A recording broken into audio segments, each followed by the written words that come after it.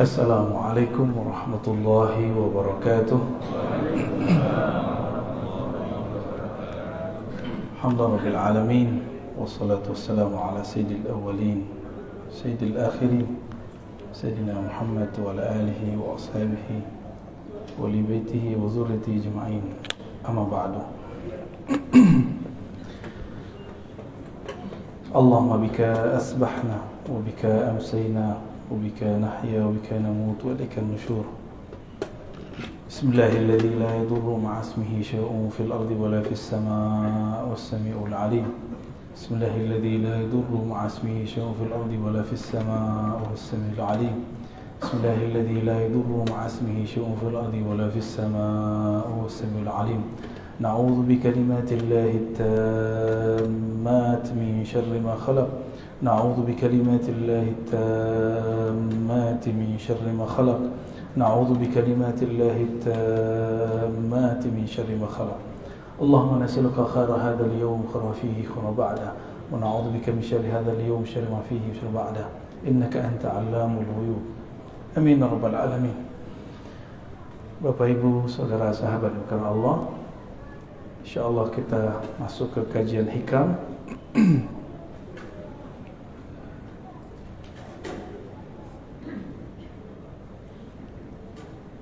InsyaAllah kita masuk ke hikam yang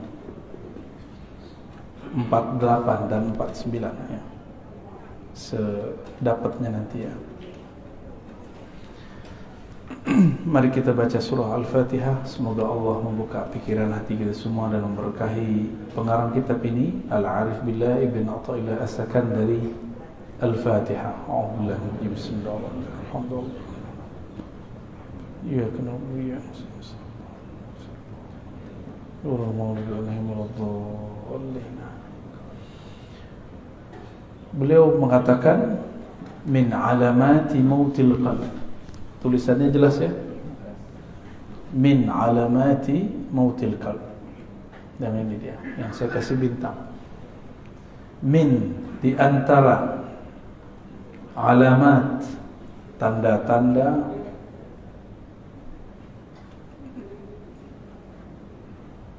alamat ini artinya tanda-tanda ya.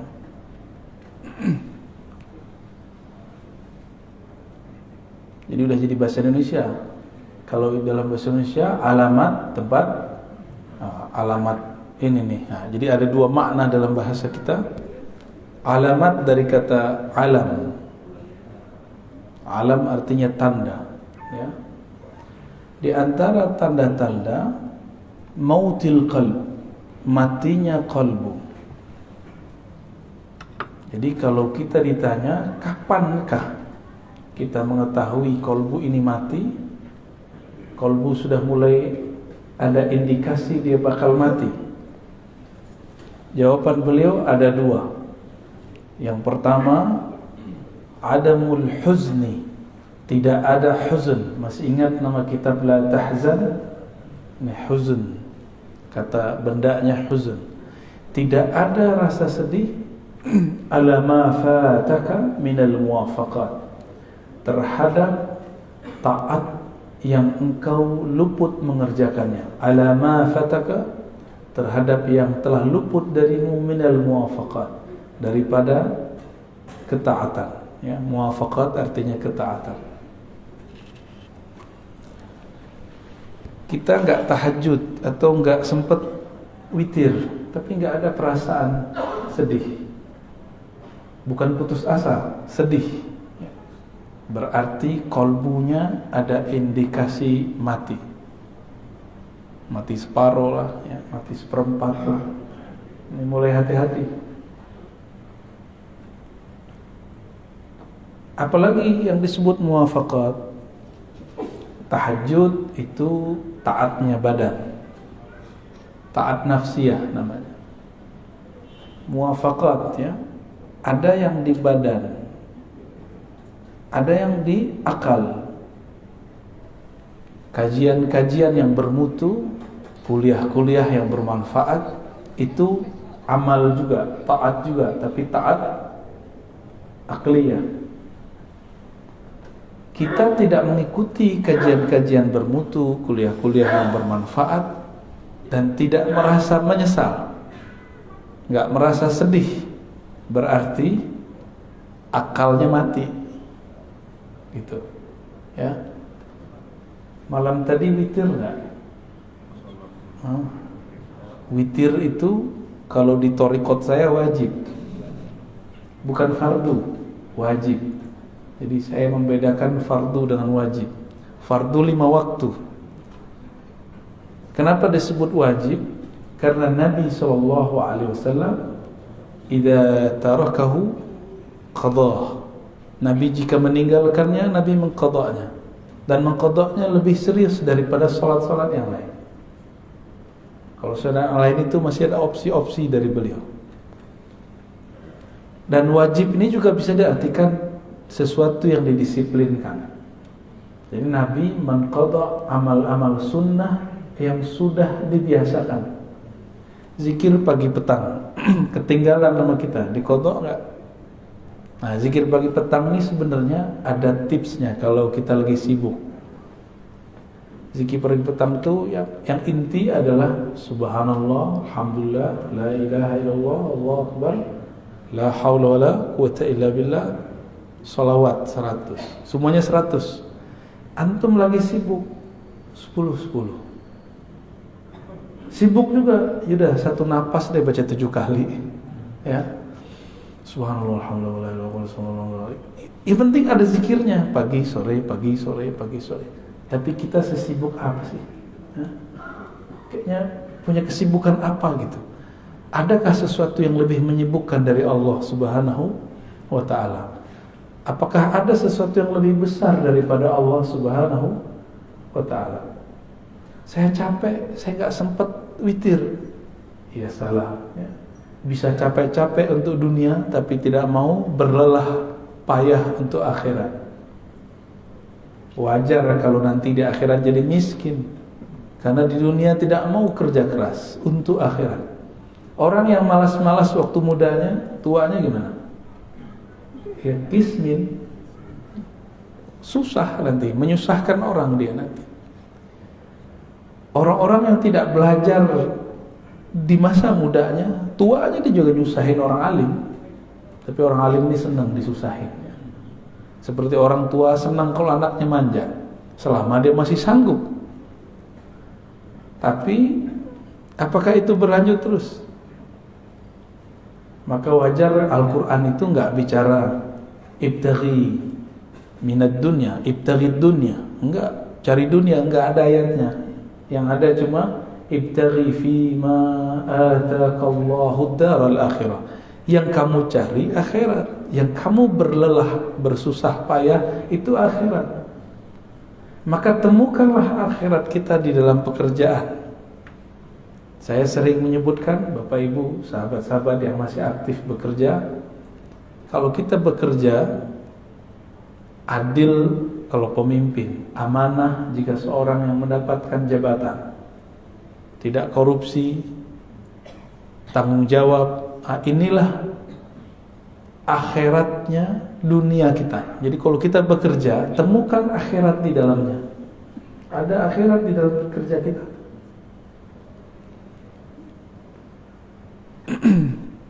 Wala tansa nasibaka minad dunya, itu bisa diartikan jatahmu di dunia, jangan kamu lupa. Nasib bahasa Arab artinya jatah. Al-Quran cuma mengatakan jangan lupa, bukan berarti 50-50. Ini banyak juga ustadz ini gak ngerti bahasa Arab, coba-coba nafsir. Ini dalil 50% akhirat, 50% dunia. Itu mentafsir dengan hawa nafsu.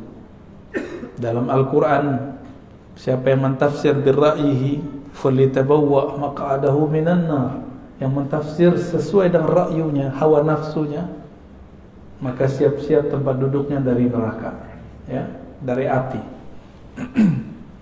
Hawa nafsu itu bisa hawa nafsu diri, hawa nafsu kelompok. Ini hati-hati nih. Ini hari tanggal berapa? Nah, ini banyak juga orang lagi rame nih. Saya sudah jelaskan di banyak kesempatan dan saya nggak mengulang di sini ya. Dan nanti jangan ditanya ini Pak Mir.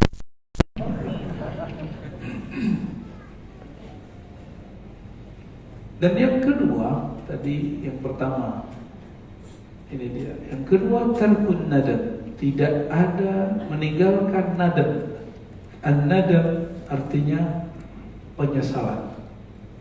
Ala ma fa'altahu min wujudiz zallat. Terhadap yang kau lakukan dari zallat. Apa arti zallat? Ketergelinciran dalam dosa. Ada perasaan nyesel gak dengan masa lalu? Kalau ada, berarti kolbunya masih sehat. Ya. Semua kita punya masa lalu. Gak usah disebut-sebut ke orang, gak usah diceritain ke siapa saja. Cukup kisahkan itu kepada Allah. Ini ketika Nabi SAW mengatakan an-nadamu taubah. Menyesal itu taubat. Jadi ruh dari taubat itu ada penyesalan. Ini bedanya dengan istighfar. Istighfar itu cuma minta dihapus. Tapi kalau taubah ada rasa menyesal. Jadi kayak kolbu kita remuk gitu rasanya. Kalau ingat, kolbu yang keras langsung menjadi pecah. Air mata pun bisa mengalir. Air bulu roma pun berdiri kalau ingat. Oleh karena itu, dalam latihan zikir kami, biasanya sebelum zikir kita cek kolbu itu pakai taubat. Jadi ntar diajak yang hadir zikir itu, ayo kita istighfar. Jika kolbunya tersentuh oleh istighfar, berarti kolbunya masih sehat. Kalau enggak, berarti ada masalah. Istighfar ini juga harus spesifik. Jangan doa doang yang spesifik. Ini kan beberapa ustadz mengajarkan jamaah doa yang spesifik. Oke, sebelum kamu doa yang spesifik, istighfar juga spesifik. Jadi sebutkan kepada Allah, ya Allah, saya punya dosa ini. Dalam hati kita ngomong. Nah, itu yang disebut ngaku, menyesal. Ya. Dan saya yakin yang hadir termasuk saya yang berbicara ini tidak ada yang dijamin dari maksiat. Dulu, sekarang, nanti. Kita nggak tahu ya. Oleh karena itu, buang-buang jauh rasa diri ini suci. Berarti kalau begini, orang-orang yang merasa sok suci, itu kolbunya mati, walaupun zahirnya taat. Orang yang merasa sok suci. Siapa lagi? Orang yang merasa paling benar. Orang yang merasa paling benar tidak akan pernah menyesali perbuatannya. Benar gak? Nah, ini sisi lain. Kalau tadi dosa zahir, sekarang dosa intelektual, dosa spiritual. Salah satu dosa spiritual, indikator kolbunya mati, dia tidak pernah menyesali pemikirannya, tidak pernah insaf, tidak pernah mundur merevisi kata-katanya. Seorang Rasulullah masih merevisi kata-katanya, apalagi cuma seorang ustaz, apalagi seorang pimpinan rumah tangga kah, suami istri. Kita harus membuang ego itu. Jangan sok perfeksionis mengatakan saya kalau begini ya begini. Itu namanya keras hati, bukan pendirian. Kalau jelas salah, katakan salah. Oh, berarti saya salah. Kok kolbu susah untuk mundur? Barangkali kita kurang mencahayai kolbu dengan nama Allah Al-Latif. Maka saya menyarankan diri saya sendiri dan antum semua baca nama Allah Ya Latif. Imamuna Abdul Hasan Asy-Syadzili menganjurkan baca Ya Latif, ya. Ya Latif. Itu 129. Baru ada efeknya. Ya Latif, Ya Latif, Ya Latif. Wahai yang maha lembut, wahai yang maha halus. Mata dipejam, dipanggil Allah dengan hati. Dan rasakan kolbu kita akan lama-lama lembut, lembut, lembut, lembut ya. Nanti antum akan gampang minta maaf. Jadi orang yang susah minta maaf itu ya latifnya kurang ya. Ini biasanya nih ibu-ibu ya selalu benar ya, kata bapak-bapak. Tapi saya ketemu kok perempuan yang gampang minta maaf. Tapi kalau kata kawan kita, kelar loh sama perempuan. Tapi itu bukan diskredit perempuannya. Mungkin perempuan ini terlalu halus. Wallahu a'lam bishawab. Tapi Allah yang lebih halus, yang maha halus pun menyebut dirinya afuwun, ghafurun, ghafarun. Ghafurun, ghafar. Allah menyebut dirinya afu, maha pemaaf. Kenapa kita gak pemaaf? Saya heran ada tokoh agama ngomong kalau kita disakiti, kita balas lebih jahat lagi. Kalau ada orang berbuat baik, kita balas lebih baik. Itu setan ngomong begitu. Separuh benar, separuh salah. Kalau ada orang menyakiti, tidak balas menyakiti, itu baru waliullah. Ya, kita dihujat nggak balas menghujat, ente wali. Wali Allah kan la yakhafuna laumata laim. Dia tidak takut cacian orang yang mencaci. Karena dia sibuk kolbunya dengan Allah. Mau orang caci maki, mau orang puji, kolbunya sibuk dengan Allah Subhanahu wa ta'ala. Ketika ada orang memujinya, dia memulangkannya kepada Allah. Jika ada orang mengkritik yang mencacinya, maka dia pulangkan ke dirinya. Oh, mungkin aku yang buruk ya Allah, mungkin teguran darimu. Maka seorang kekasih Allah, jikapun dia dicaci, dia dimaki, dia dikata-katain, dia tidak lihat antum yang kata-katain. Yang dia lihat mungkin ini teguran dari Allah Subhanahu wa ta'ala. Atau mungkin ini ujian. Saya emosi atau tidak? Ya. Gimana? Antum dicaci maki? Emosi ya, panas ya. Biasa aja lah ya. Rasulullah SAW itu makhluk yang paling banyak dicaci. Benar. Oh, di Quran lengkap, majnun, asatirul awwalin, dhalla. Macam-macam. Nabi itu gila. Adakah cacian yang lebih tinggi dari gila? Enggak ada, itu paling tinggi udah. Agak rendah dikit, asatir awwalin, suka mendongeng. Rasulullah ini suka membawa kisah-kisah masa lalu. Bahkan itu menjadi perintah di Quran. Waqsusil qasasa. Bagi mereka ini dianggap sebagai dongeng. Dongeng apa lagi nih gitu ya. Terus kalimat berikut, la ya'zum الذنب عندك عظمة تصدك عن حسن الظن بالله. Nah, ini beliau lagi ngasih harapannya. La ya'zumu dzamb, tidaklah dosa itu jadi besar. Azmatan, benar-benar besar. Tasudduka an husni dzanni billah. Jika engkau menghadapkannya dengan husnuzan kepada Allah Subhanahu wa ta'ala. Fa inna man 'arafa rabbahu istasghara fi janbi karamihi dzanbah. Orang-orang yang kenal Allah, maka di sisi Allah dosanya jadi kecil. Ini ilustrasinya gini. Kalau kita punya cucu, punya anak, punya saudara, punya teman, nyenggol di jalan atau jatuhin gelas di rumah, dia tamu kita, tamu teman lama atau anak sendiri, jatuh gelas, digampar nggak? Minta ganti nggak? Anak sendiri atau teman dekat, tamu. Tapi kalau bapak lagi masuk ke resto, ibu lagi masuk ke resto, mecahin gelas, ganti nggak? Karena nggak kenal transaksinya. Saya beli, ya saya bayar, saya jual gitu. Nggak kenal. Coba kalau kenal, digratisin nggak? Gratisin. Beberapa kali kita makan di mana digratisin. Pos mau bayar, udah ada yang bayar pak. Ternyata sohibnya. Ya. Ternyata sohibnya di samping kita nggak kenal, tapi dia kenal.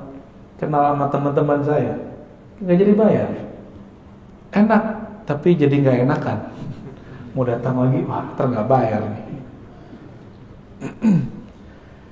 Jika kita kenal seseorang, dia berbuat salah, kita maafkan. Jika kita hubungannya, kita penjual, dia pembeli, kita gratiskan. Kalau antum kenal Allah, surga Allah nggak berjual, Allah kasih. Tapi orang yang tidak kenal Allah, dia memikirkan, dia membayangkan bahwa dia sedang beli surga. Ya, antum mau beli surga dengan sholat subuh tadi yang gak khusyuk itu, ya, dengan zikir-zikir yang kacau balau itu, dengan tahajud yang tidak disiplin, mau beli surga, yakin? Dengan sedekah yang terbersih, ingin ditambahkan 70 kali 700. Sholawat pengen beli mobil, yang kayak gitu mau beli surga. Ngaca dulu kita ya. Kita ini selalu berpikir kepada Allah itu transaksional. Betul, Allah itu kadang-kadang berbicara kepada hamba dengan cara transaksi. Hal adullukum ala tijaratin tunjikum min adzabin alim. Tapi ini bukan tijarah bisnis antara makhluk dengan makhluk. Ini kita dengan Khalik. Maka kata tijarah di situ jangan diartikan bisnis, jangan diartikan transaksi. Saya beli surgamu ya Allah dengan sholat. Ngaca dulu. Kita bisa tahajud karena Allah yang membangunkan, benar nggak? Benar? Atau antum bangun sendiri? Cobain aja alarm 10 kali. Kalau Allah bilang nggak bangun, benar? Beberapa kali kita begitu. Nabi SAW sendiri pun tidak memiliki dirinya.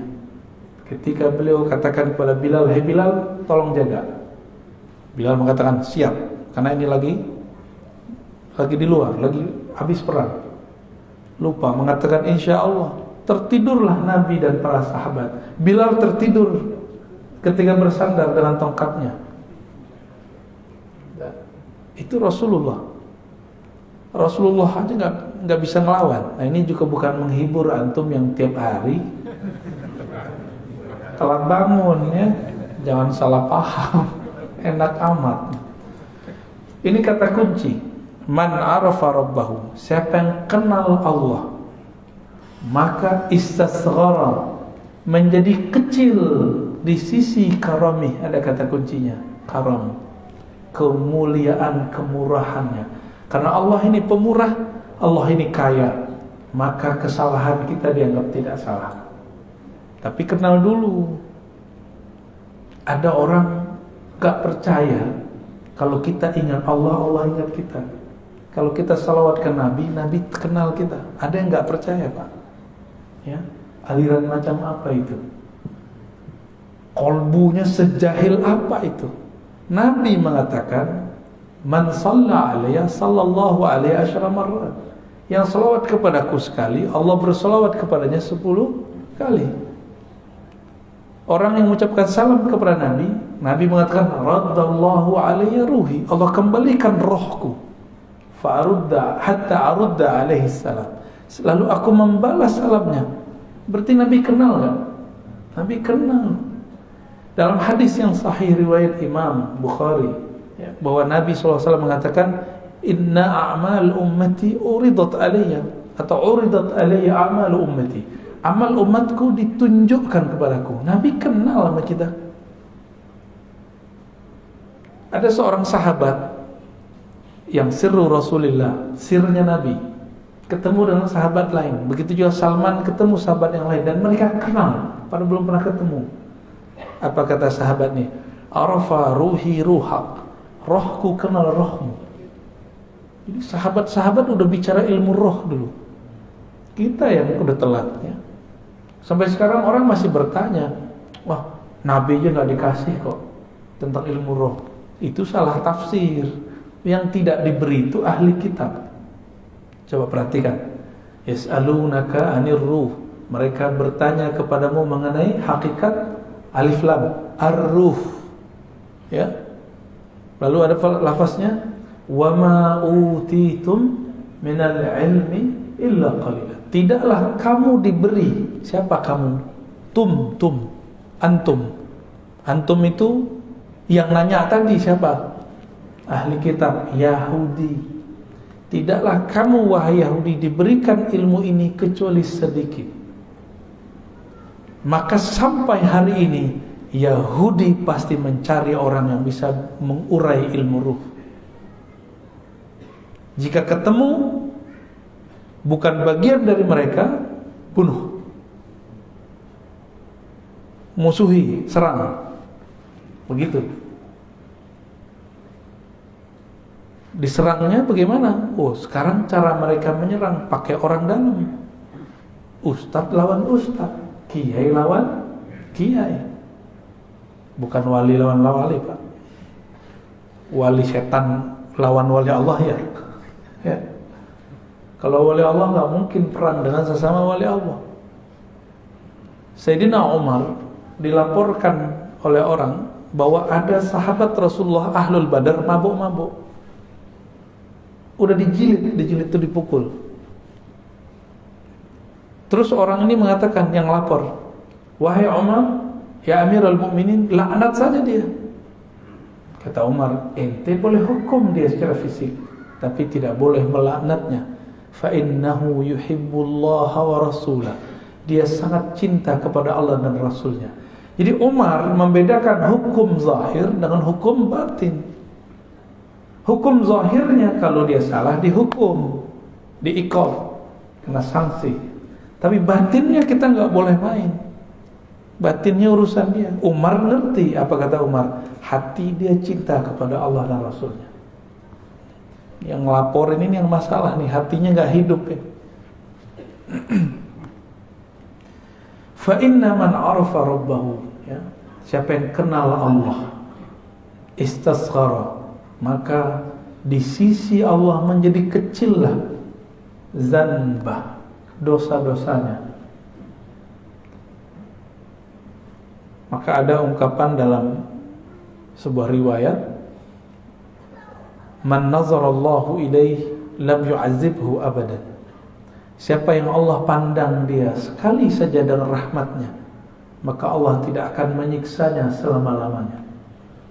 Maka orang-orang Ahlul Badar ini kan dipandang Allah sekali waktu Badar. Allah tidak akan pernah menyiksanya. Umar tahu itu, maka Umar tidak berani bermain hukum batin, hukum rohani. Dia cukup main hukum zahir, ya. Itu peminum loh, Pak. Pemaksiatnya zahir, nggak ada urusan sama politik, ya. Sayyidina Umar beda pilihan, beda sikap dengan Ali. Mereka jontok-jontokan, tapi dalam bab kemaslahatan Umar dan Ali sepakat. Suatu kali Umar Ibn Khattab radhiyallahu ta'ala anhu ingin keluar kota, memimpin pasukan langsung. Datang Ali pakai kuda. Apa kata Ali? Ya Amirul Mukminin, jika engkau mati di tengah jalan, lalu siapa yang ngurus Madinah? Ini tanda Sayyidina Ali tidak nafsu jadi khalifah, tidak seperti yang diklaim banyak orang. Ini hadis sahih. Apa kata beliau?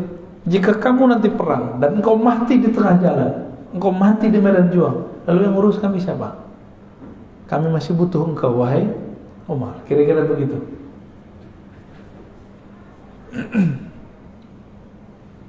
Jadi orang beda politik, tapi untuk maslahat bisa sama. Antum sudah berapa tahun nih beda politik, kok sampai sekarang masih tengkar aja, ya? Katanya ngaji hikam, ya. Ngaji hikam tapi hati masih keras. Lembutinlah hati sedikit, ya. Baik.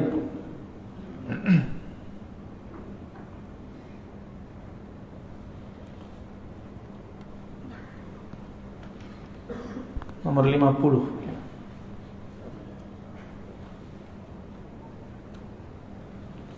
La saghirata, tidaklah dianggap dosa itu kecil idza qabalaka adlu, jika engkau datang kepada Allah, lalu dia menuntutmu dengan keadilannya.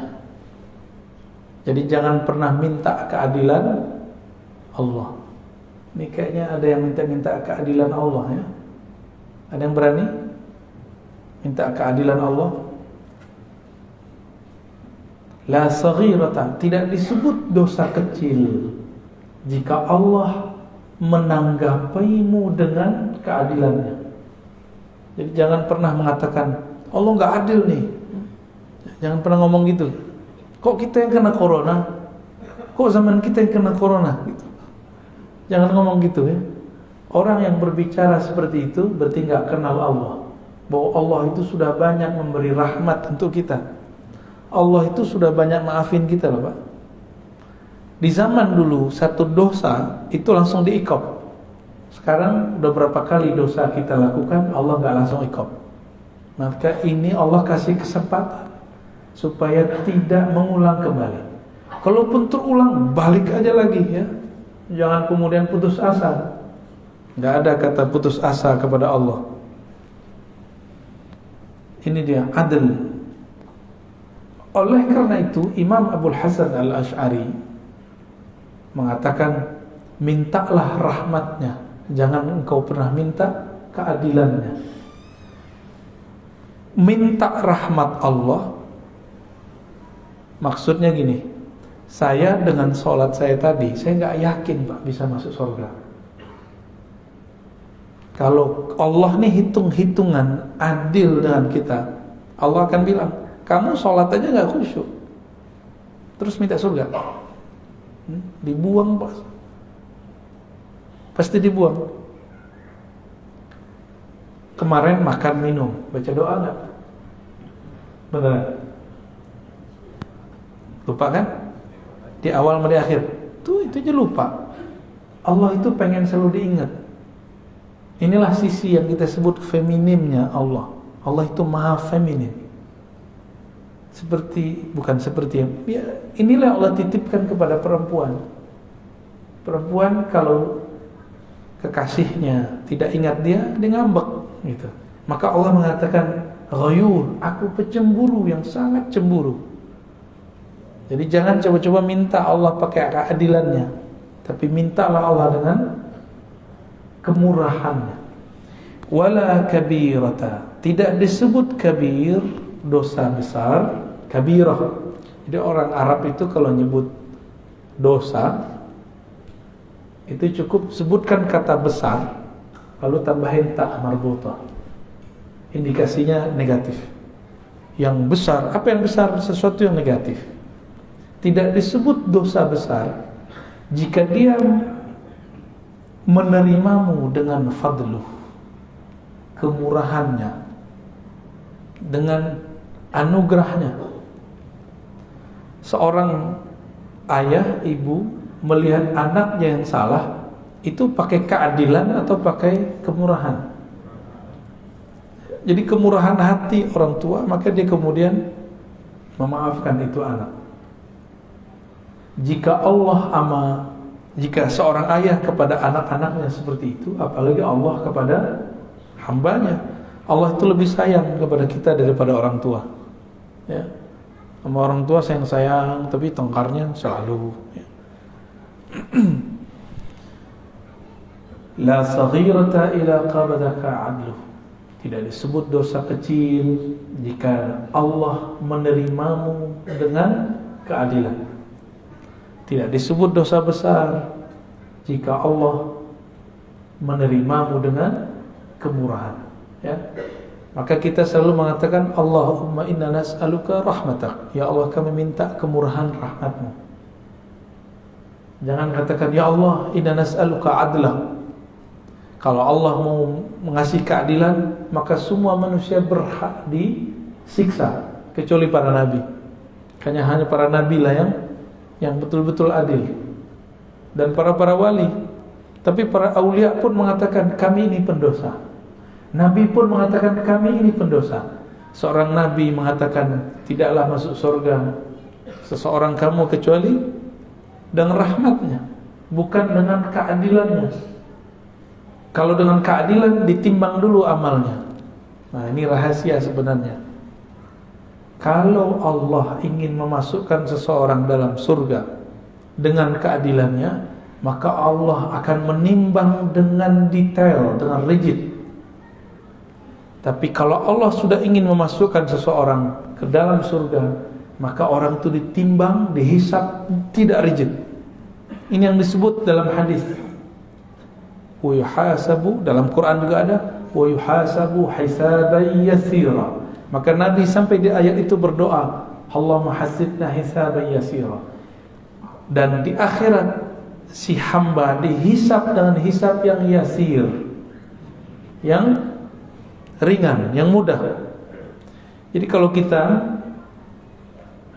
biasanya nih orang-orang lembaga-lembaga yang diakreditasi, petugas akreditasi datang, kalau udah kenalan, teman sesama kuliah nih, jadi rektor gitu ya, atau jadi direktur, gimana? Jadilah tahu sama tahu aja deh, aku tinggal beres, siapin borangnya, udah kita pulang. Langsung dikasih nilai A+, karena sudah kenal. Jadi makanya orang yang memberi akreditasi ini nggak boleh satu, harus lebih dari satu, supaya ketika dia kenal, dia berikan kemurahannya tanpa objektif. Harus ada juga yang galak-galak dikit gitu. Ya. Beruntunglah kalau punya lembaga, lalu yang melakukan akreditasinya kenal. Ada juga yang lucu. Ada seorang kepala sekolah, dia udah ketakutan, akreditasinya belum benar. Tahu tim akrediturnya dulu adalah siswa dia yang sekarang sudah jadi doktor. Ya, cium tangan ketemu, ya beres. Ya, nggak ada masalah, langsung nilainya A. Kenapa? Cukuplah saya bukti bahwa sekolah ini bagus, kata anaknya. Wallahu a'lam bis-shawab.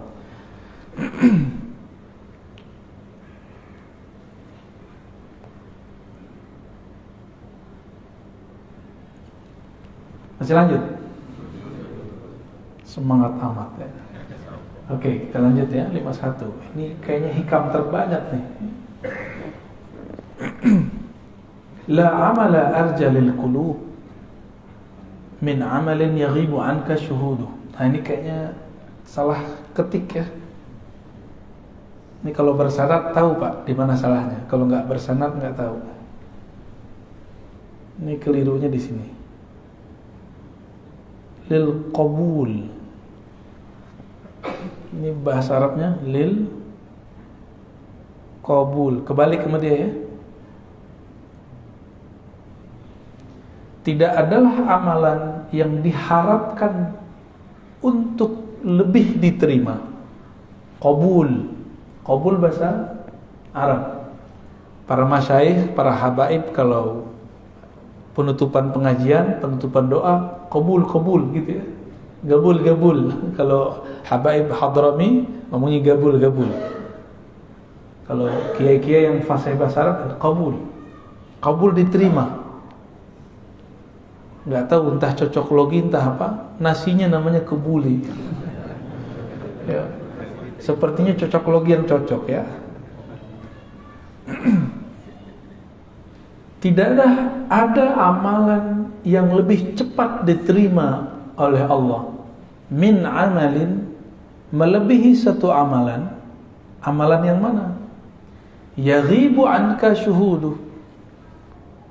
Ini cara nerjemah. Kalau ada yang bisa bahasa Arab, ini kata kerja, ini fa'ilnya yang bekerjanya. Dahulukan ini ya subjek, ini predikat. Jadi dalam bahasa Arab dibalik-balik. Amalan yang penyaksianmu terhadap amalan itu yaghib, hilang. Maksudnya apa? Kamu sholat tapi tidak merasa dirimulah yang sholat. Kamu sedekah, kamu merasa itu adalah harta dari Allah. Kamu guru, sukses mendidik murid, bukan kamu yang merasa dirimu sukses mendidiknya, tapi itu adalah titipan dari Allah, dan Allah lah yang mengupgrade jiwanya. Kamu punya jasa ngurus masjid, bangun yayasan, bikin pesantren, tapi kamu tidak memandang kamulah yang beramal. Nah, ini pesan juga untuk para pengurus masjid ya, biar nggak makan hati amat ya. Pak Mirwan udah pensiun ya? Waduh. Amal yang paling berat di tengah masyarakat itu ngurusin fasilitas bersama yang kita sebut wakaf lillah. Kan ini milik Allah. Maka orang yang tulus melakukan ini, tulus ngurusin ini, itu dia dapat amal yang paling besar selama dia tidak merasa berjasa. Jadi jangan ada yang ngomong kalau bukan gua nih ngurus masjid, masjid nggak jadi, nggak jalan. Itu langsung dicoret. Ya, berarti kita memandang diri kita beramal. Sedangkan di sini Ibnu Athaillah mengatakan ciri-ciri amalan yang langsung diterima oleh Allah. Kamu tidak memandang kamu beramal. Jika kamu khidmat, kamu tidak memandang kamu khidmat. Jika kamu takmir masjid, kamu tidak memandang dirimu punya jasa. Jika kamu seorang kiai, guru, semuanya, kamu tidak memandang kamu yang pintar. Ya. Kalau nggak saya nggak jadi nih. Kalau kiai lain lagi. Kalau bukan saya ngajar pasti sepi, pasti santrinya nggak beres. Itu perasaan-perasaan begitu. Dia sedang mengambil hak-hak Allah Subhanahu wa Ta'ala. Yang berhak ngomong begitu cuma Allah. Dan dulu para sahabat Nabi radhiyallahu ta'ala anhum, ketika mereka perang Khandaq, perang Khaybar, ada 3 perang. Itu ada namanya Amir ibnul Aqwa. Itu baca syair. Begitu juga Abdullah bin Rawaha. Apa syairnya sama? Laulaka anta ma sallaina mahtadaina. Ya Allah, jika bukan karena Engkau ya Allah, kami tidak dapat hidayah, kami tidak dapat melaksanakan sholat. Nabi di hadapan mereka. Jadi Abdullah bin Rawaha, Amir bin Aqwa bersyair depan Nabi, dan para sahabat pun ikut bersyair. Nabi pun ikut berdendang. Jadi Nabi ini suka seni, Pak. Makanya ulama-ulama pewaris para Nabi itu kolbunya pasti ada nilai seninya. Orang-orang yang keras hatinya, bukan pewaris Rasulullah, itu mengharamkan seni secara mutlak. Ya, agak keras, kaku. Sudah paham antum maksudnya? Ya. Tahu sendirilah ya. Saya dulu pernah mengharamkan musik, dan itu hampir 5 tahun. 3 tahun sangat keras, 2 tahun berikutnya proses mulai menerima dalam syarat tertentu. Akhirnya sampai hari ini gak bisa main musik, Pak. Alhamdulillah. Karena dulu mengharamkan semua. Nah, sekarang kita pilah-pilah. Ya, sesuai dengan hadis Nabi Sallallahu Alaihi Wasallam bahwa Nabi memilah-milah. Ada syair yang haram, ada syair yang makruh. Ada 5 hukum syair itu: haram, makruh, mubah, bahkan dianjurkan, bahkan ada yang wajib. Syair-syair jihad yang dulu dibaca oleh Abdullah bin Rawaha itu wajib dikemenangkan kembali. Inilah yang dihidupkan oleh Sultan Al-Muzaffar, dibaca kembali ketika umat Islam di zaman itu diajak jihad melempem semua. Maka beliau bacakan syair-syair itu dalam sirah-sirah Nabi. Inilah awal maulid Nabi di tengah umat Islam Sunni, bukan dari Syiah. Ya. Ini masjid ini ada maulid nggak kemarin? Ada. Alhamdulillah. Ya. Wa yuhtaqaru 'indaka wujuduh, dan dianggap remeh di sisimu wujud amalmu. Nah, ini ciri-ciri orang yang amalnya diterima 2 aja. Dia tidak memandang beramal dan memandang jasa-jasanya kecil. 2 aja. Nah, kita masuk yang mana? Ya. Saya kaget di beberapa masjid itu pengurus-pengurus lama itu ngomong, Ustaz, naik tuh alisnya. Kalau bukan karena saya, ini masjid tidak jadi. Ya salah. Ini masjid Allah, ente nggak ada juga Allah jadiin ya. Cuma nggak mungkin saya ngomong begitu sama dia kan. Ya tersinggung dia. Sebenarnya saat itu saya tersinggung.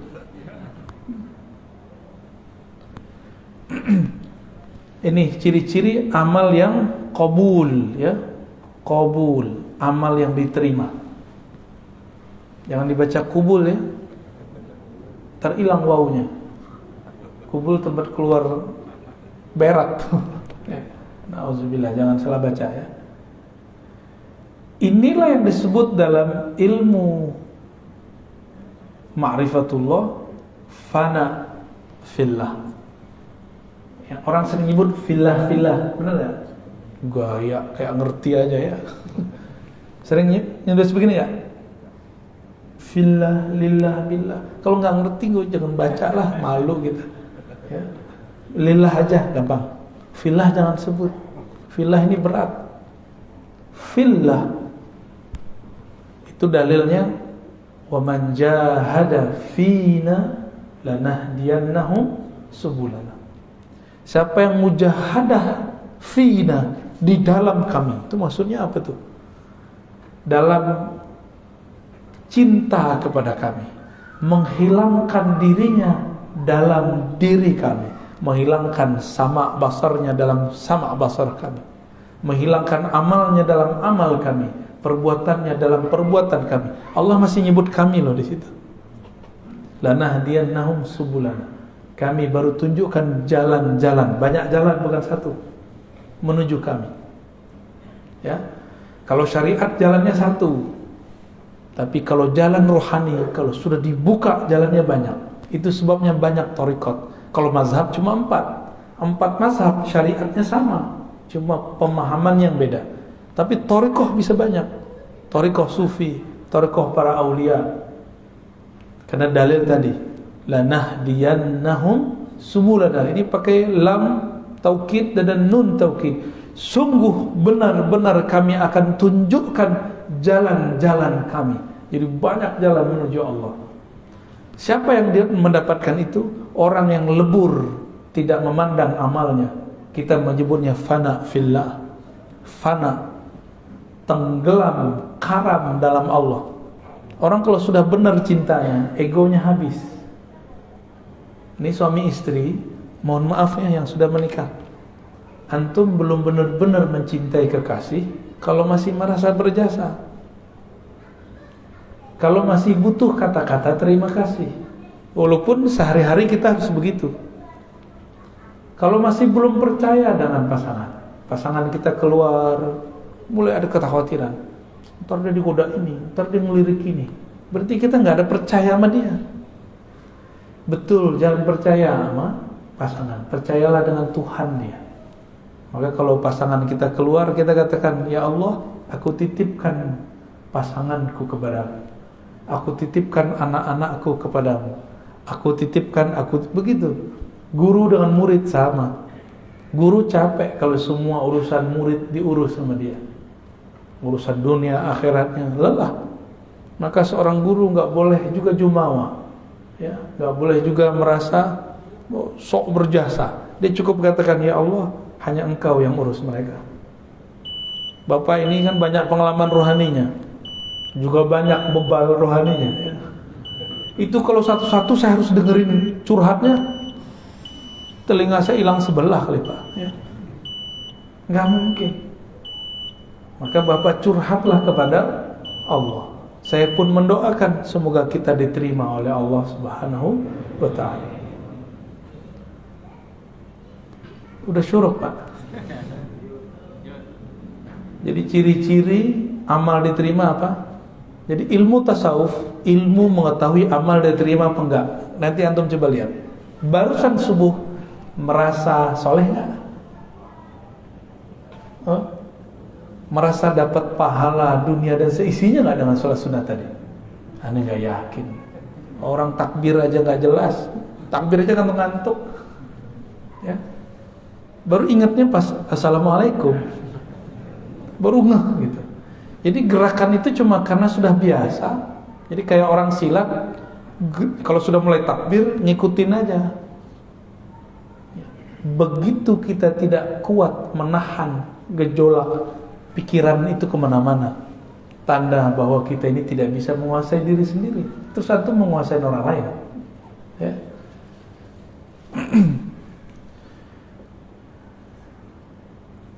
Kita tambahlah dikit ya. Innama awrada 'alaika al-warid. Ini ada istilah namanya warid. Ada wirid, ada warid. Ini dua ya. Ini dua hal yang beda. Apa arti warid? Nah, dari warid kita mulai. Warid itu anugerah rohani yang Allah berikan. Bahkan tidak hanya rohani, juga materi. Itu warid. Orang-orang ahli hikmah ini bukan hikmah yang hikmah rohani, tapi hikmah kebatinan. Mereka mencari warid dengan mencari kesaktian. Baca ini, kamu begini. Maka muncullah ada mahabbah Sulaimaniyah, ilmu pelet Sulaiman. Bacanya ayat supaya orang tunduk. Apalagi ada namanya pukulan sakti. Itu dibaca ke tangan, inna batsya rabbika lasyadid. Tembus. Tar tangannya kalau mukul orang kayak Nabi Musa, sekali pukul mati. Antum mau yang begitu? Mau yang begitu? Nanti kalau perang sama Dajjal boleh. Kalau sekarang masa mau temenan sendiri? Oke, nggak segama sama saya, nggak segama kan masih sebangsa, ya, masih senegara, atau masih sesama manusia. Nah, jadi warid itu anugerah. Wirid itu amal yang dirutinkan. Apa arti wirid? Nah, warid bisa jadi bukan berarti kesaktian, ya. Bisa kesaktian, bisa kesejahteraan, tapi itu zahir. Baca Waqiah supaya harta melimpah. Saya mau tanya sama antum, kalau antum gak baca Waqiah, rezeki udah ada belum? Berarti Waqiah untuk apa? Nah, maka sekarang hikmahnya jangan hikmah rendahan. Hikmah itu ada dua, hikmah al-batiniyah, ya, ad-daniyah, hikmah kebatinan yang rendah. Ada hikmah al-bataniyatul ulya, al-a'la, hikmah yang tinggi. Apa hikmah yang tinggi? Saya sadar tanpa saya baca Waqiah pun Allah sudah kasih jatah rezeki. Lalu Waqiah itu untuk apa? Ternyata Waqiah itu diajarkan oleh para ulama dari dulu. Di situ ada ayat-ayat tauhid tentang akhir zaman, tentang surga neraka. Lalu di situ ada tentang tauhid. Ada 4 pertanyaan. Paham di situ, orang akan mengerti hakikat rezekinya.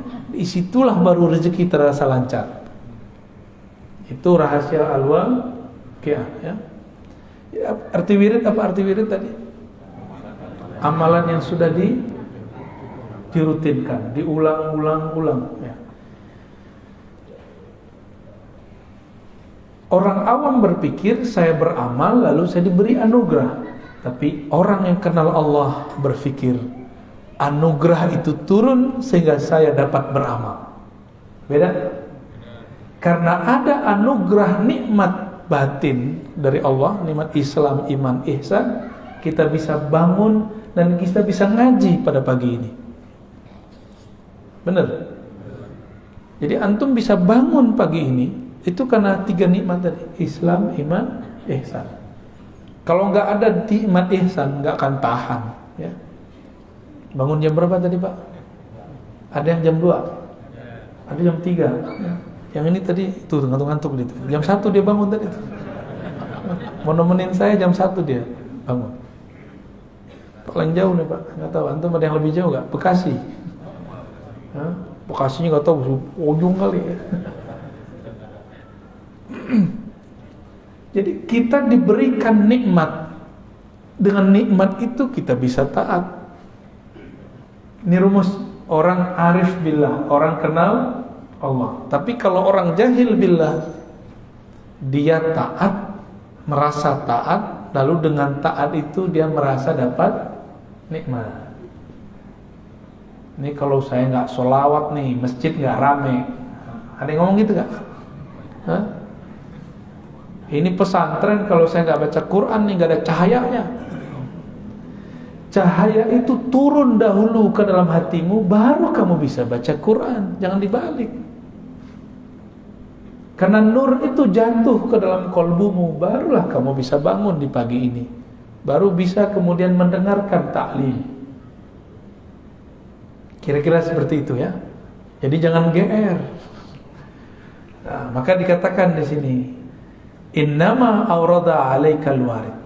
Allah memberikan warid litakuna bihi alaihi waridan, supaya kamu dengannya warid itu, dengan anugerah itu, alaihi terhadapnya waridan, datang. Ini waridan di sini artinya datang. Warid yang pertama artinya anugerah. Tuh, beda satu jumlah, satu kalimat, lafaznya sama, artinya beda. Nah, kalau nggak bersanad nggak bisa paham. Ya. Inilah nikmat bersanad.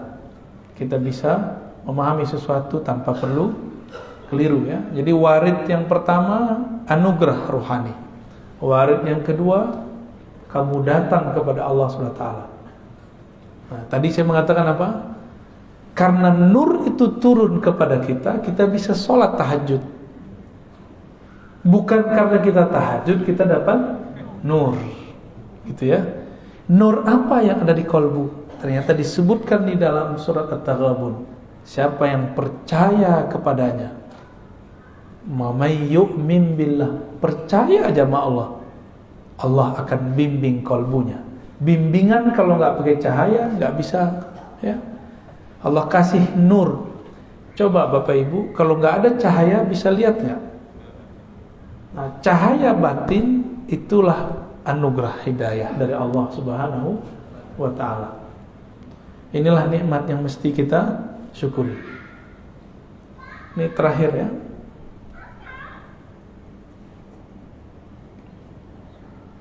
Aurada alaikal warida, dia memberikan kepada kamu warid.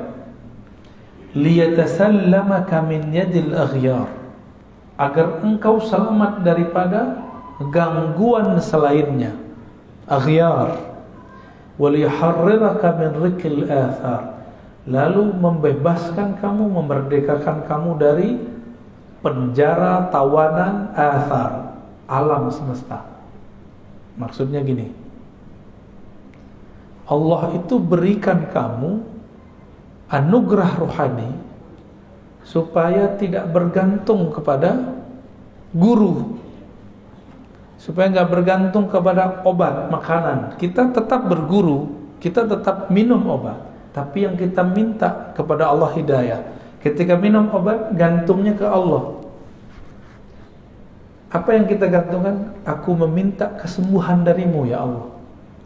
Sehingga nanti jika obat habis, nggak panik, karena kesembuhan dari.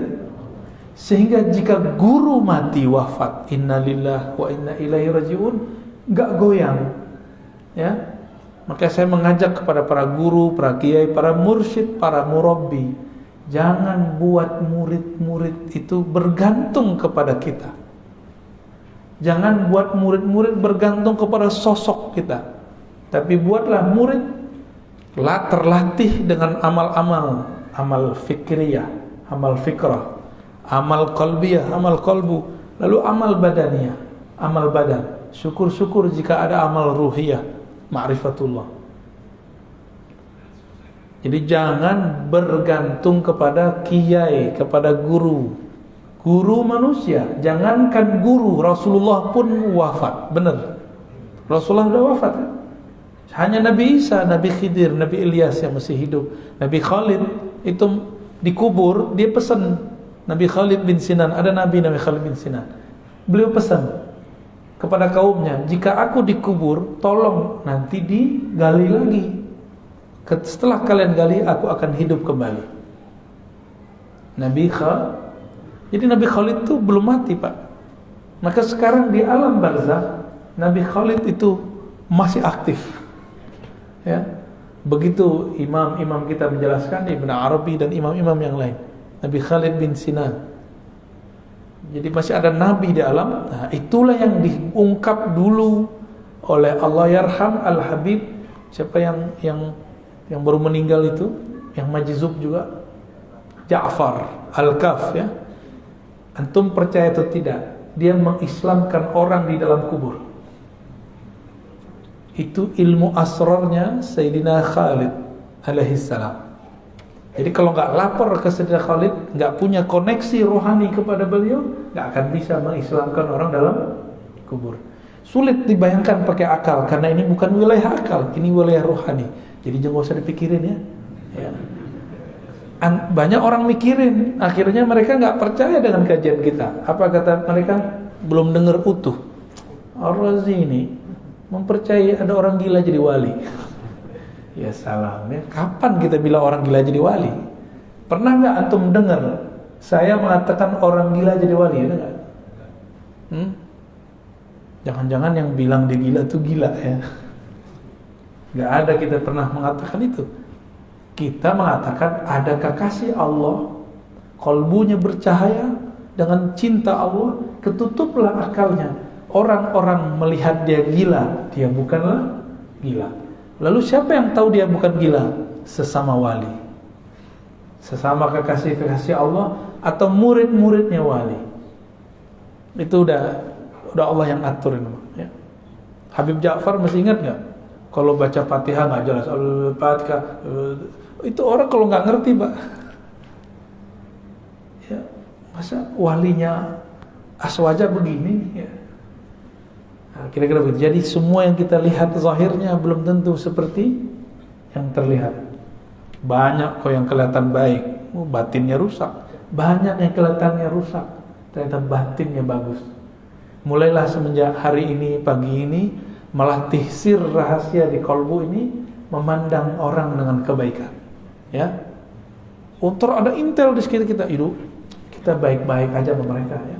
Mereka kan intel itu manusia juga. Ya, kalau kita baik, terus kalbunya kayak ke bawah. Insya Allah. Intel yang bahaya itu intel setan. Ya. Kalau intel dunia ya, masih gampang, Pak. Intel setan nggak bisa berubah. Kerjanya ngadu domba. Nanti dia bawa setan tuh tubuh manusia. Nanti datang ke ustadz apa, diceritakan yang bukan kita, tapi si ustadz tuh nanti benci kepada kita. Berhasillah, menjawablah ini dua ustadz. Tengkarlah, umat pusing. Senang nggak setan? Antum mau kami begitu? Jadi jangan adu-adu kita ya. Nggak mau kan jadi intel setan? Okay. Baik Bapak Ibu yang melakukan Allah, sahabat-sahabat semua, di pagi yang penuh berkah ini, di hari yang mungkin ada saudara kita yang sedang merayakan hari mereka, kita tidak usah ribut di situ ya. Kita ributkan apakah kalbu ini kenal Allah. Siapa yang kenal Allah, fakullu yaumin 'id. Setiap pagi rasanya hari raya. Ya, tidak perlu nunggu Idul Fitr dan Idul Adha. Mungkin ada dua pertanyaan, silakan satu dari laki-laki, ikhwan, akhwat. Satu, ya. Silakan satu dan belakang dua. Ya. Silakan.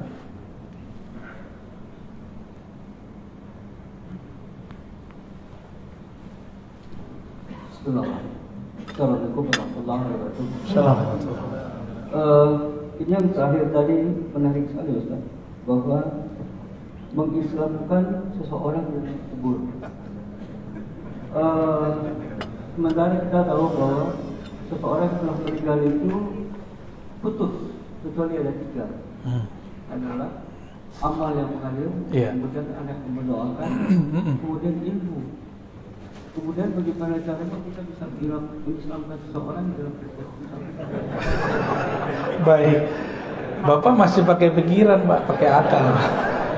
Ya, ini ranahnya sudah ranah spiritual. Yang mati itu jasad. Jasad Bapak kalau mati, mati sudah.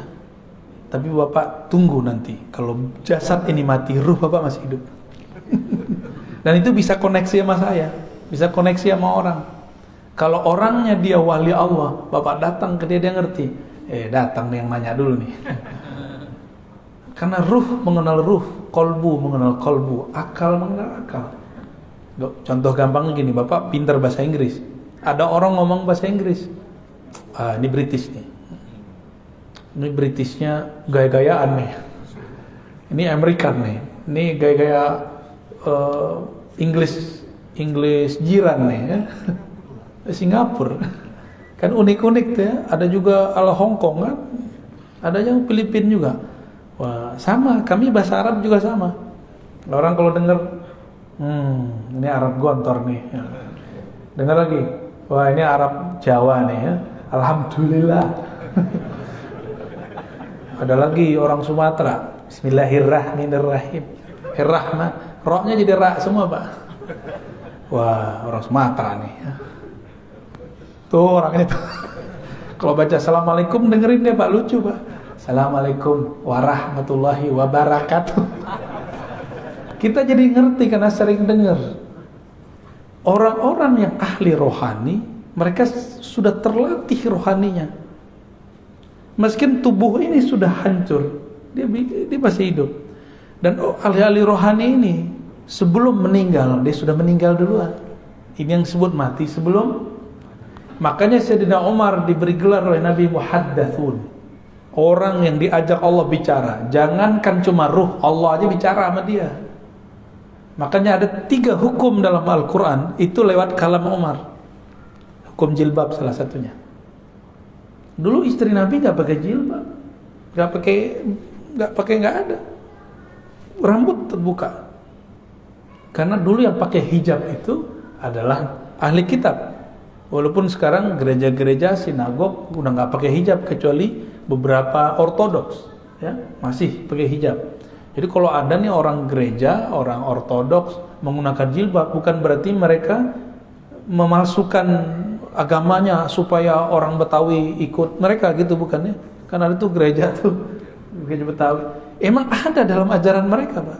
Duluan mereka kali yang pakai jilbab, pakai hijab. Maka kita lihat ada istilahnya, Pak, suster gitu ya. Gitu. Ahli rohani jika mereka sudah terlatih, dia di sini ruhnya sudah bisa kemana-mana, Pak. Ya, Rasulullah, nggak usah Rasulullah lagi deh, Umar aja deh. Umar lagi khutbah, dia kirim panglima syariah di Irak. 2 bulan perjalanan, suaranya kedengeran sampai ke sana. Karena si Sariyah juga seorang wali, kata Umar, ya Sariyah al-Jabal, wahai Sariyah, naik ke gunung. Umar nggak pakai satelit, tapi dia tahu di belakang bukit ada musuh. Kalau si Sariyah ini jalan biasa aja, pasti disergap, maka naik. Ini adalah teknik saingannya Umar, namanya Khalid. Khalid bin Walid ini kan Umar 2. Umar kedua. Jadi kecerdasannya hampir sama.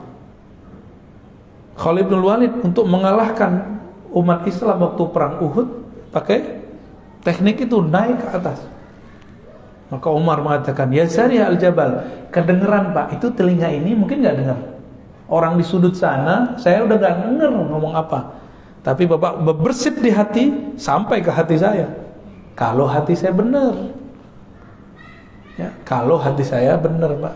Kalau hatinya lagi galau, ya sama-sama gelap. Mengislamkan. Nah, ini kata mengislam di situ tidak boleh juga diartikan secara harfiah. Bisa berarti mendoakan. Jadi kalau saya dalam kacamata zahir sebagai santri hadis, saya mengartikan Habib Ja'far mendoakan. Contohnya gini, Nabi dengan Ibnu Abbas tiba-tiba berhenti di depan ada 2 kubur. Itu kubur kan non muslim, ahlu kitab itu. Satu suka gosip, satu buang air tanpa istinja.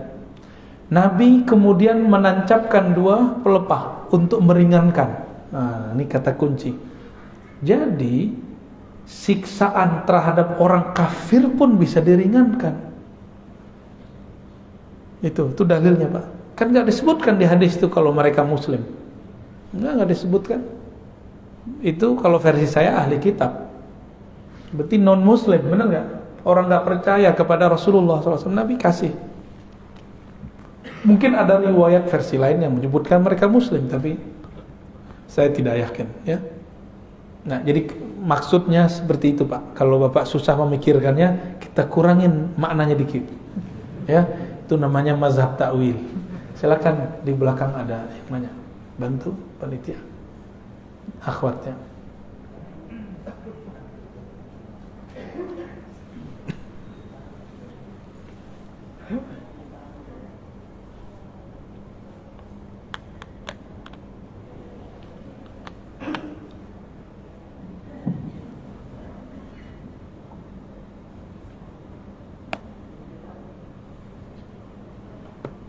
Assalamualaikum warahmatullahi wabarakatuh. Waalaikumsalam warahmatullahi wabarakatuh. Terima kasih yang diberi kesempatan kepada saya. Alhamdulillah, semoga sehat Buya. Amin ya Rabb. Keluarga amin. Amin ya Rabb. Ada yang mau saya tanyakan. Ini juga dari bimbingan teman-teman saya, bukan atas pertanyaan pribadi. Yang pertama, apakah memang belajar zikir aktif itu harus ditalkin? Dan oleh siapa nanti ditalkinnya? Misalkan kami ini teman-teman ada niat ke sana. Karena ada yang mengatakan tidak usah seperti itu, cukuplah zikir yang setelah sholat kan ada, sudah itu aja, nggak mesti seperti itu banget, seperti itu ada tanggapan. Itu pertama. Yang kedua, bagaimana Buya mensikapi perjuangan Habib Rizik itu? Seperti itu. Pak Mirwan yang jawab tuh. Oke, baik. Itu saja. Terima kasih. Assalamualaikum warahmatullahi wabarakatuh. Assalamualaikum warahmatullahi wabarakatuh. Yang pertama, yang kedua kalau sempat ya. Yang pertama tentang talqin.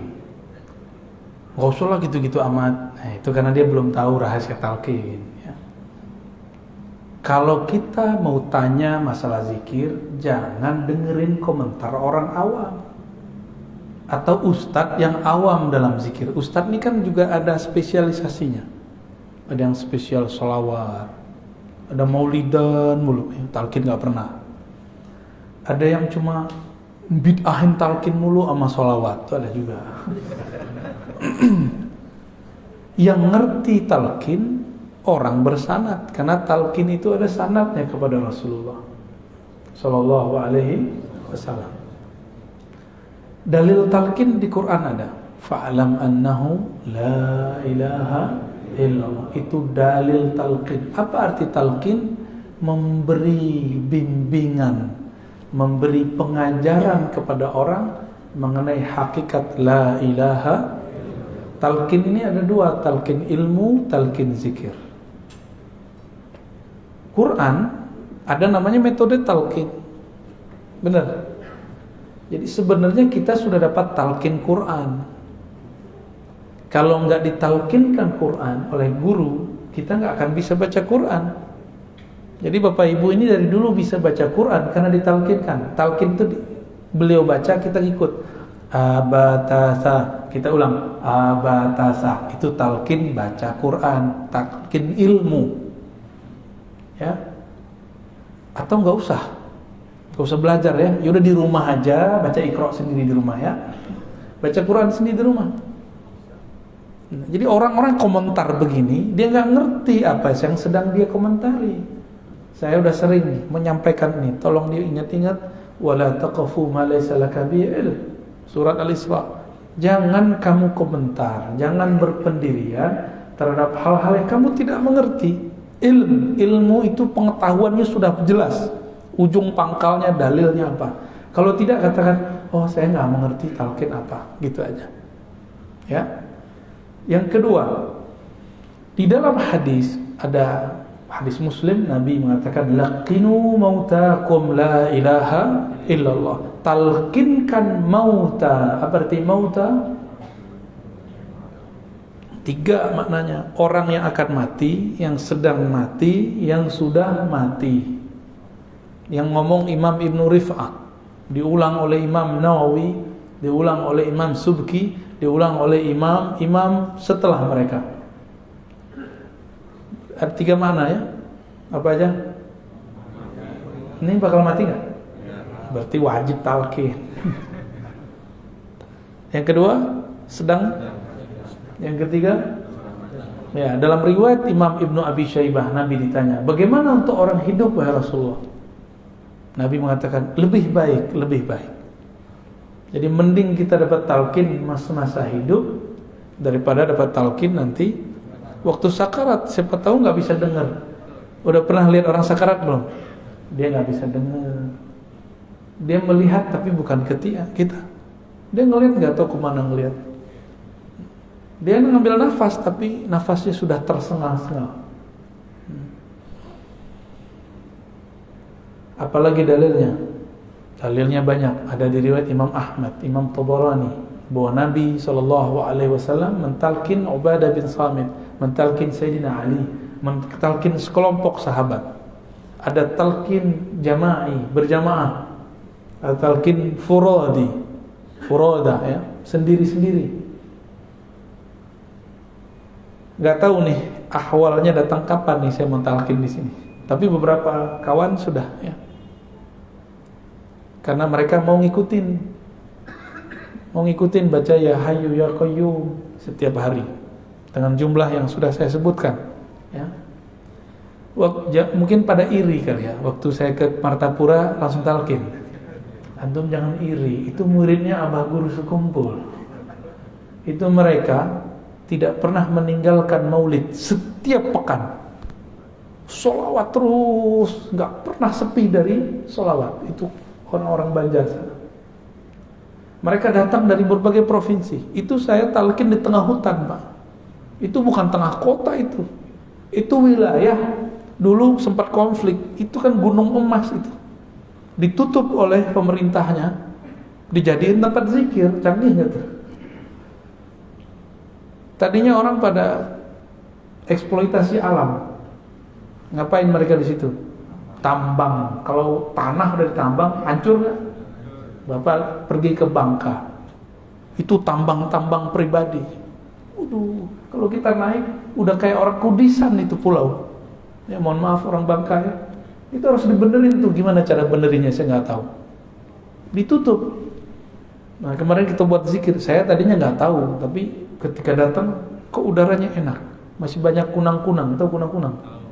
Ini pencirian dalam ekologi. Kalau misalnya ada hewan-hewan tertentu, kita lihat, kita hirup baunya, atau kita lihat indikatornya, berarti udaranya masih bagus. Dan orang datang ke situ. Kita dari kota tuh, kota Martapura, Banjarbaru ya, ke sana jauh sekali, ada 1 jam. 1 jam udah pakai patwal. Orang datang dari Sampit, dari Palangkaraya, dari Pontianak, dari Balikpapan, itu datang Pak, dan itu muridnya Abah Guru Sekumpul semua, muhibbin mereka. Abah Guru Sekumpul wafat tahun berapa dulu? 2004 atau 2005? Ya, 2004 ya. Jadi mereka santri beliau. Kalau setiap kali ada haul namanya, itu ramainya bukan main, jutaan. Pejabat aja nggak bisa masuk. Jadi mereka sudah muhibbin kepada wali Allah, namanya Abah Guru Sekumpul itu wali Pak, la syak bila niza', ya nggak ada syak lagi. Karena wali itu penciriannya bukan kesaktian, tapi kenal kepada yang mengangkat dia jadi wali. Siapa yang angkat dia jadi wali? Allah. Kenalnya, ma'rifatnya luar biasa. Kemudian yang ketiga, di sana murid beliau, salah satunya Tuan Guru Wildan namanya, itu sudah mengijazahkan talqin secara ilmu hadis. Lah saya malu lah, guru kita sudah mentalqin ijazah, tapi saya kok nggak ngasih talqin.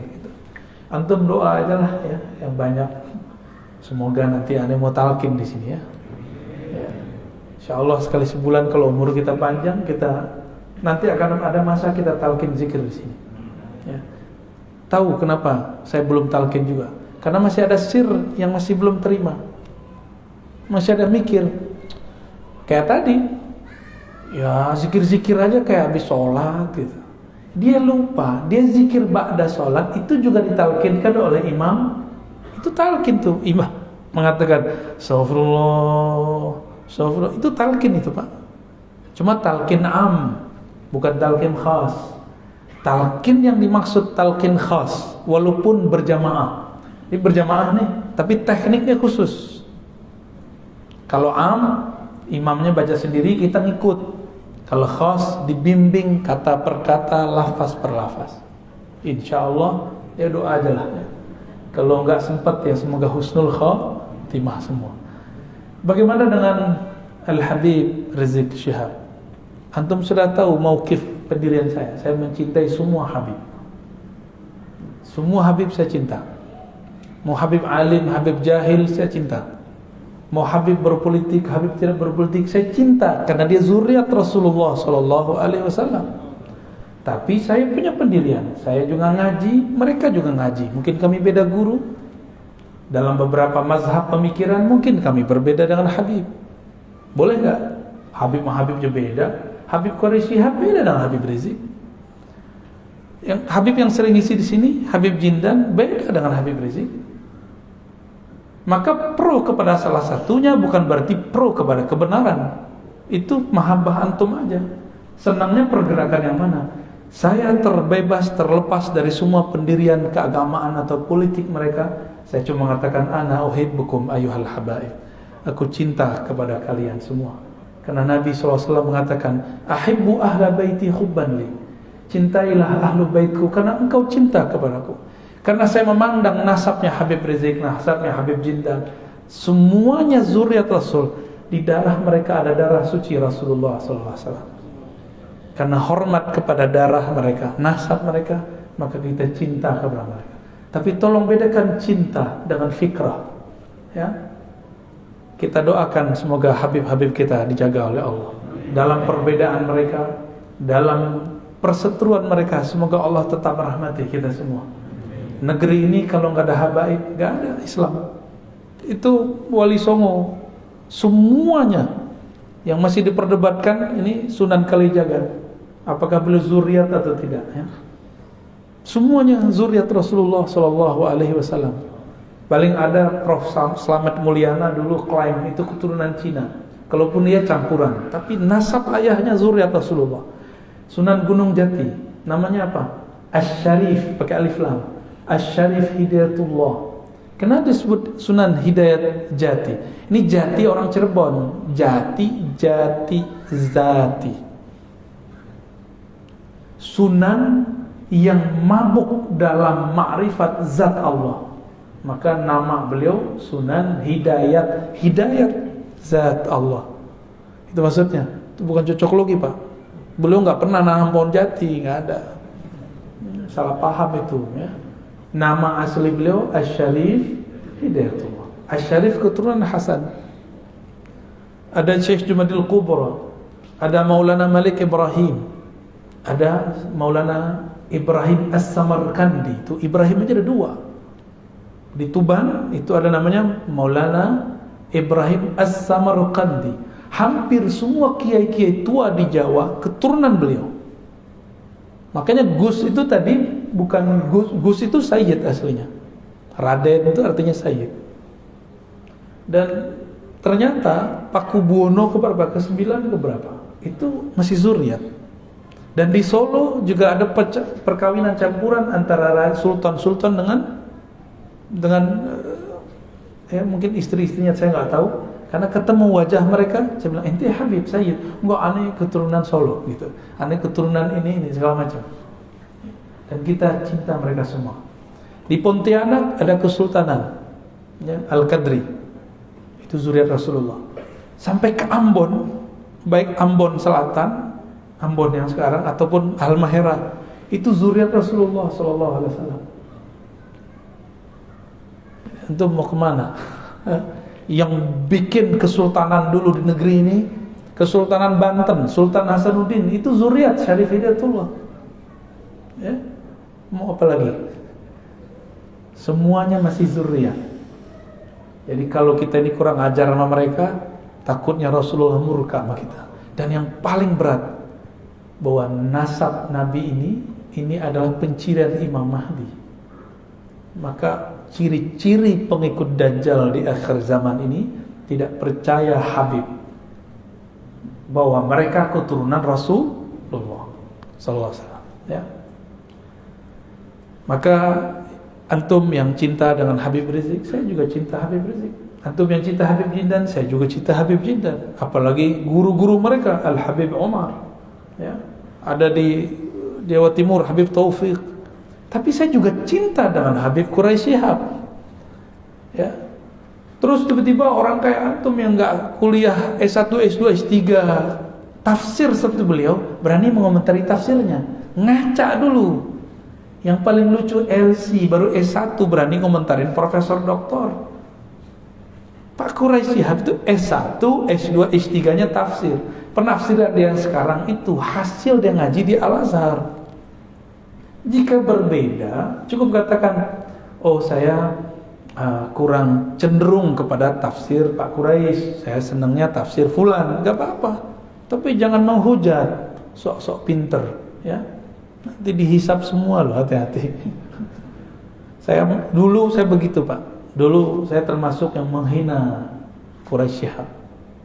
Saya dulu menghina beliau. Ternyata kualat. Disuruh jadi host, jadi MC waktu seminar. Di situ kita kenal beliau, masya Allah, orangnya tawadhu sekali. Sangat-sangat tawadhu, ya.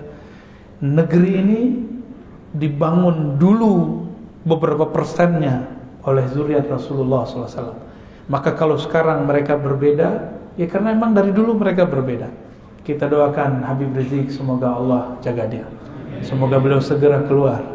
Semoga nanti tambah adem, ya. Semoga nanti para Habib kita pergerakannya bertambah mesra. Amin ya rabbal. Untuk para habaib, mari kita bacakan Al-Fatihah. A'udzubillah. Bismillah. Ya kenapa? Shiratal ladzina an'amta 'alaihim ghairil maghdubi 'alaihim waladdallin. Amin. Demikian Bapak Ibu, ya. Saya tidak berbicara politik, tapi di belakang politik aja. Semoga kajian ini diberkahi Allah, kita yang hadir semuanya dipandang dengan ridhonya, dengan rahmatnya. Amin ya rabbal alamin. Mohon maaf atas salah dan kurangnya. Allahumma salli ala nabiyyina Muhammad. Subhanakallahumma wa bihamdika asyhadu an la ilaha illa anta astaghfiruka wa atubu ilaik. Assalamualaikum warahmatullahi wabarakatuh.